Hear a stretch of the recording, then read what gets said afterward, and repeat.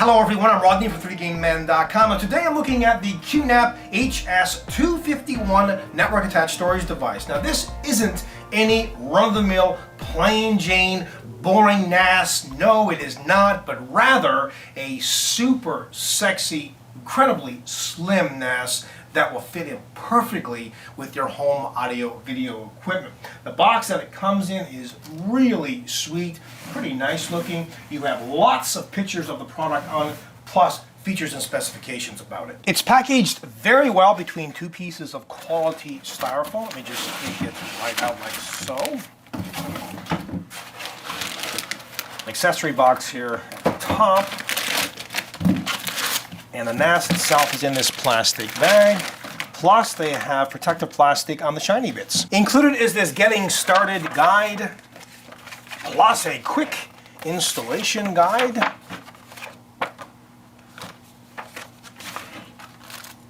A bag of screws, that's for installing the drives. Two Category 5E network cables. A power cord, as well as the power adapter. Okay, so let's first get the boring stuff out of the way. You know the features and specifications about it. Now it comes with an Intel Celeron 2.41 gigahertz dual core processor. However, the burst speeds are up to 2.58 gigahertz. As well, there's two different models. This one is the HS-251. It comes with 1 gigabyte of DDR3L RAM, but the 2G model comes with 2 gigabytes of memory. So that's something to keep in mind. Maybe you want a little bit more. And the flash memory on this is 512 megabytes. Now it fits 3.5-inch and 2.5-inch drives, and you're probably wondering how in the heck can you fit 3.5-inch drives in this? Well, I will show you very shortly.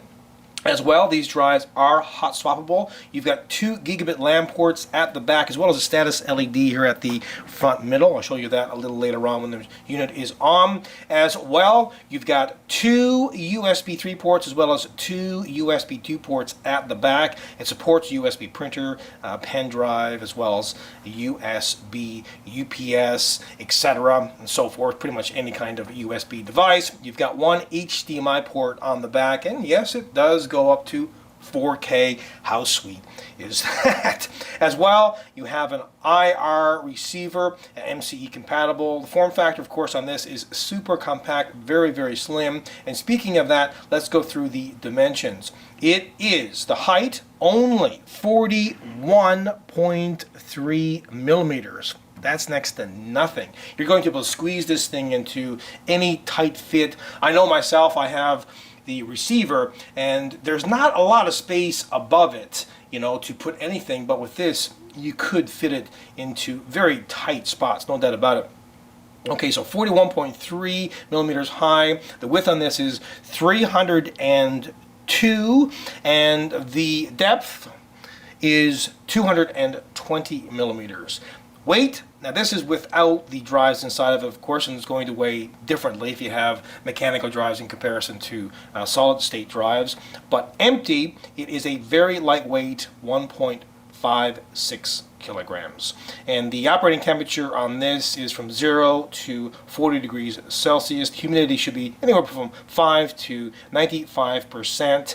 Plus, the, of course, power supply that they include on this, or the power adapter, is 60 watts. And this thing is going to be extremely efficient in comparison to a computer system running. And essentially, this is what it is, isn't it? You've got a processor, memory, same stuff that you'd have inside of a much larger, what we call here a home theater PC, and this is what you essentially have with this particular unit. Now in this next section I'll be talking about software specifications, so unless you're really into it, you might want to skip this part, but before you do, you're probably wondering what drives is this compatible with? Well, most of the Western Digital as well as Seagate NAS drives will work, but you can find a full compatibility list on their website, and of course you can find much more information about everything, including software specs, on their website. Now the operating system that this does include is basically embedded Linux. It's QTS version 4.1, and the operating system, the client OS that you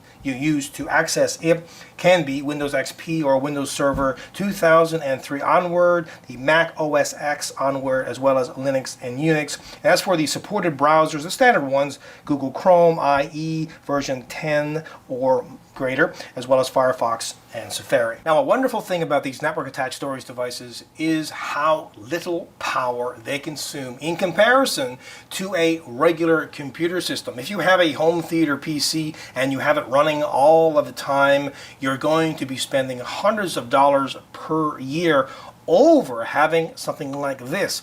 Now, you can't compare it. It isn't the same animal at all, especially if you're into gaming, but I just thought that I would mention that. And this unit has, all kinds of different power management options. Wake on LAN, you can schedule power on and off. It also has access right management. You can import and export users. You can do user quota management, all kinds of other options there as well. Again, I'm not going to be going through everything about every particular feature on this. Visit their website if you want to find out, much more detailed information.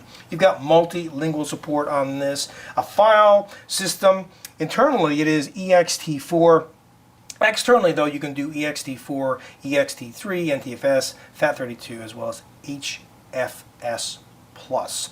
You've got QSync, where you can sync, files and folders and policy settings and so on and so forth. Networking on this, standard stuff, TCP/IP, IP version 4 as well as IP version 6. You've got the dual gigabit LAN ports on this. You can set up a proxy client, proxy server, tons of networking options, and of course that's what you'd expect from a unit like this. You can do TCP/IP, IP version 4, IP version 6. You've got dual NICs on the back, so super fast speed. You can set it up as a proxy client, proxy server, DHCP client, DHCP server. You can do protocols like FTP, SSH, SCSI, and so on.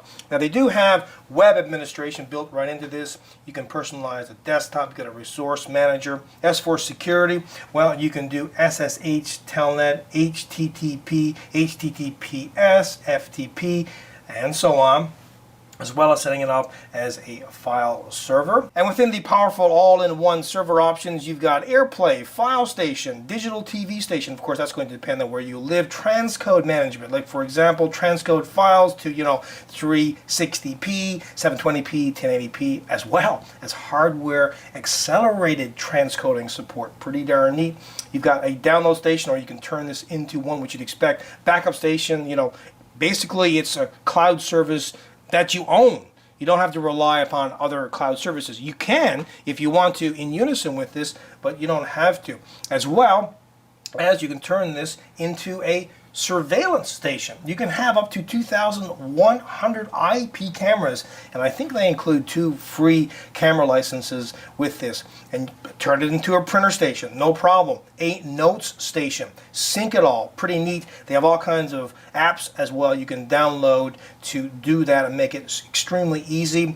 Plus a photo station. I mean, this is an all-inclusive data center for just about everything. iTunes, dump your videos on this, and so on. It goes on and on and on. Just a reminder again, if you want to find out more information on this and other stuff about this particular unit, you can go through their website. So how do you install drives in this super slim NAS? Well, first, you'll need to take off the front bezel, and to do so, just grab on either side and pop it off. It's just held into place with a single magnet, and it goes back just as easily. So with it off, you can then press here and pull the drive tray out. Use the included screws and either mount a 3.5-inch drive or a 2.5-inch drive, and then slip it right back in. You do the same on the other side. Pop it out, install the drive, and slip it right back into place. Now, this is fanless. But how does that work? Well, if you have a 3.5-inch drive, a mechanical drive, they're going to heat up, of course, and without a fan, you might be concerned. Well, don't be, because the tray here is, is aluminum, and they have a slab of aluminum on the top, so the heat will be transferred from the tray to the top surface, and of course that will radiate the heat. It's amazing and really necessary since this will be used in your home theater setup. Let me demonstrate how easy it is to install a 3.5-inch drive. First of all, use the included screws to mount the drive in the drive cage, and then go ahead and insert the drive like so. And then replace the front panel. While we're at the front, let's have a closer look at the overall styling and build quality. I think it looks outstanding. You've got this gray slab of aluminum on the top. Very little branding on this. QNAP here, as well as at the front right, but nothing godly. This gray and shiny black plastic, I think, works. Although, one thing that won't work about this is it will attract dust and fingerprints rather easily. This is the status LED. Note how it shines through the front bezel. It isn't bright, and that's excellent because, well, you don't want something like this to be super bright in a dull, dim room, like, for example, when you're watching movies. There's really nothing on the left or right side. They have 4 rather large rubber feet on the bottom, and at the back, well, let's have a closer look. Here's the power button, 2 USB 3 ports, 2 USB 2 ports, 2 gigabit LAN ports, as well as an HDMI connection. You can secure this with a lock if need be. Here's the reset button, and here is where the power adapter gets connected. Now, I wanted to show you how well this fits in with your audio-video equipment. Have a look. Pretty darn sweet. They make it really easy to set this up. First of all, you'll need to find the NAS, and to do so, download QFinder, and that will find the IP address of the NAS. Once you have that, you can pretty much open it up in any browser. Then you can change the NAS name, the username, password, IP address, time zone, date and time, disk configuration, as well as enabling or disabling the bad block scan. Go ahead and click proceed and confirm. And on the right side, you'll see a number of checks happening. And it will then go ahead and apply all the settings. Now, when you start first, to give you an overview of what it can do, basically this is a multimedia animal. You can watch, HD movies on this, no problem whatsoever, your favorite TV shows. You can turn it into your own personal cloud if you want to. You can dump all kinds of files on this, synchronize it, do backups, plus there's tons of apps that you can download for it. So let's have a look around the operating system itself. At the top left, you've got just a quick drop down here to, photo station, music station, etc. You've got the control panel, storage manager. Just a quick way to get to just about everything. That is the name of the device. You can go ahead and go to the cloud if you want to. You will need to register here if you want to access that online. Plus, you've got the background tasks, external drive, which there is none, all of the notifications, error messages, warnings. You can set up, profile for yourself. You can set wallpaper. You can, for example, change the wallpaper like so. No problem whatsoever. Pretty neat. Switch if you want to the user, log out, shut down, restart, sleep, etc. You can do a search, some help, and whatnot. Now this is where it gets interesting. This is the control panel. Tons of stuff in here. I'm not going to go through all of this. Needless to say, you can do everything that you need to in here and then some. Plus you've got apps, an app center, which you can download just about anything. I like Plex. You do a search for that, and indeed you can go ahead and add it to the operating system. No problem whatsoever. If you like XBMC or Kodi, you can do that. No problems. As a matter of fact, they've got this little hybrid HD station here where you can download all of these, multimedia apps. They call it hybrid desk station. Download station. If you go to that, it shows you the downloads. File station, this is basically like your drive would be, just, file folders and stuff that you can put in them. Backup station, you've got all kinds of backup options here. Again, it's going to be impossible for me to go through everything that this can do. Remember I mentioned surveillance? Well, you can set up surveillance cameras here, you can go ahead and download that app to enable you to do so. Even antivirus, if you want to go ahead and enable it, it isn't enabled by default. Let's go back to control panel here and cover some of these things. Within system settings, which is at the top here, you've got general settings, you know, the time and whatnot. You've got the storage manager, information about the disk or disk that you have installed. Network, all kinds of different networking options. Sorry, I've got to fly through this because otherwise, like I said, I'd be here forever going through every single feature that you have on this device. Power options. You can get, you know, your email here, no problem. You can do a firmware update. I already did that, but make sure.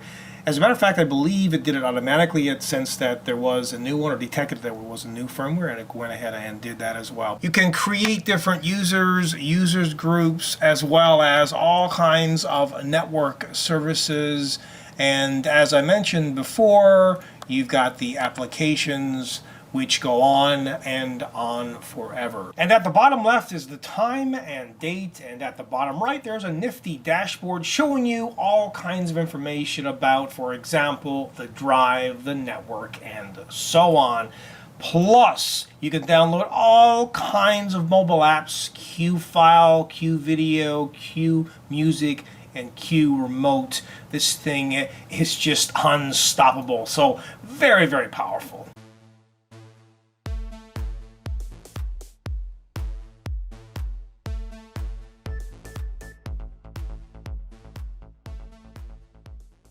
Now this has been a rather long video, which I hope you enjoyed, so I'm going to wrap things up really quickly by saying that it is just simply an outstanding network attached storage device for the application that it's intended for, and that's of course in your home audio setup. Brilliant. Hands down, this is a 100% kick-ass product. Until next time, take care.